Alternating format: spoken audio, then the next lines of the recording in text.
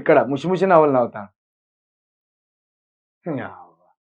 ఇగో ఈయన ఎట్లుంటుంది అంటే కథ, ఈయనకు 65 సంవత్సరాలు, కేసీఆర్ ఏజ్ ఈయనది అంటే 70 సంవత్సరాలు. ఈ కేసీఆర్కి వరుసకు బావమరిదే ఏమవుతాడు, పైగా క్లాస్మేట్.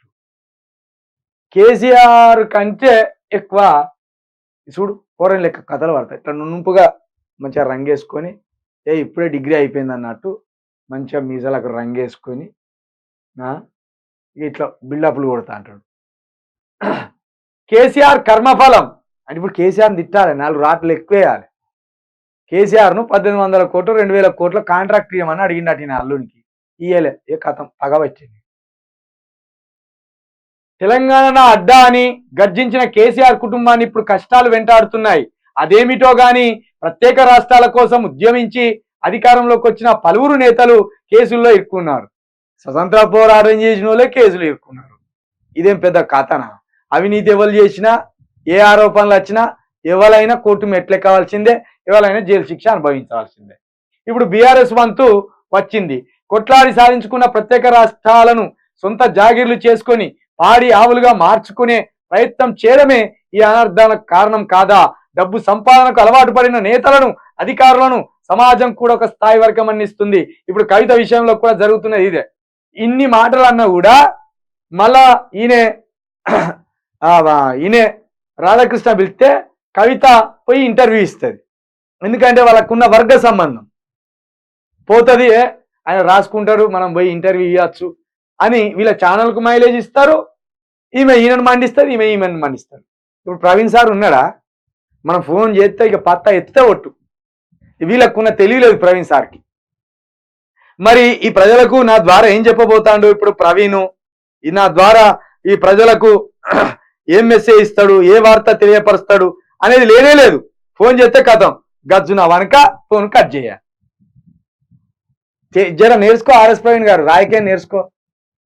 మేము ఏ వర్గాల కోసం పనిచేస్తానో, తెలంగాణ రాష్ట్రంలో ఏ వర్గాలు ఎక్కువ ఉన్నాయి, ఎస్సీ బీసీ ఎస్టీ మైనార్టీలు ఉన్నారు, వాళ్ళ కోసం పనిచేస్తాను మేము. పేదల కోసం పనిచేస్తాను, తెలంగాణ రాష్ట్రం కోసం పనిచేస్తాను మేము.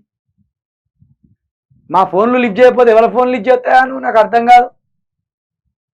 కవిత రిలీజ్ అయిన వెంటనే ఏబిఎన్ ఛానల్కి ఇంటర్వ్యూ ఇవ్వకపోతే అడుగురు. ఈ మనసులో పెట్టుకోదు. రాజకీయ నాయకురాలికి ఉండవలసిన లక్షణం అది. ఇంత విద్వేషపూరితంగా వార్తలు రాసినా కూడా కవిత రిలీజ్ అయిన వెంటనే ఈయన ఫోన్ చేస్తాడు, కవిత గారు మీరు ఇంటర్వ్యూకి రావాలనగానే వస్తా అంకుల్ అని వచ్చేస్తుంది. మరి నీకేం రోగం పుట్టే? తెల్లారు లేగానే రగ్గన్ దగ్గర కురుకుతాను, మీకోసం పని చేస్తున్నాం, మీకోసం 4 మాటలు రాస్తాను. నిన్న ఫేస్బుక్లో కూడా రాసిన ప్రవీణ్ సార్ మీద ఏ ఒత్తిడి ఉన్నదో, ఏ కారణాలు ఉన్నాయో పూర్తిగా తెలుసుకున్నాక మాట్లాడతాం. ఇప్పుడే ఆయనను విమర్శించమని. జర బుద్ధి తెచ్చుకో. మన వర్గాల కోసం, మన పేద ప్రజల కోసం పనిచేస్తున్న ప్రతి ఒక్కరిని దృష్టిలో పెట్టుకో. అప్పుడైనా నువ్వు దారికొస్తావు. ఇక తొలి 5 ఏళ్లుగా పెద్దగా ఆరోపణలు లేకుండా పనిచేసిన కేటీఆర్ కూడా రెండో పర్యాయం రెవెన్యూ తదితర విషయాల్లో అడ్డగోలుగా వ్యవహరించారు. ఈ నేపథ్యంలోనే కవిత రాష్ట్ర సరిహద్దులు దాటి ఢిల్లీ వరకు వెళ్లారు.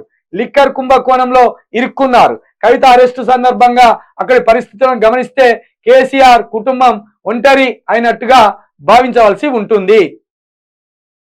ఈయన ఒప్పుకున్నాడు. తొలి 5 ఏళ్లలో కేసీఆర్ ఎలాంటి అవినీతి ఆరోపణలు లేకుండా చక్కగా పాలించిండు. కానీ రెండో పర్యాయంలో మాత్రం అవినీతి ఆరోపణలో కూలికుపోయిండు. ఇది నిజమే, ఇది మాత్రం నిజమే.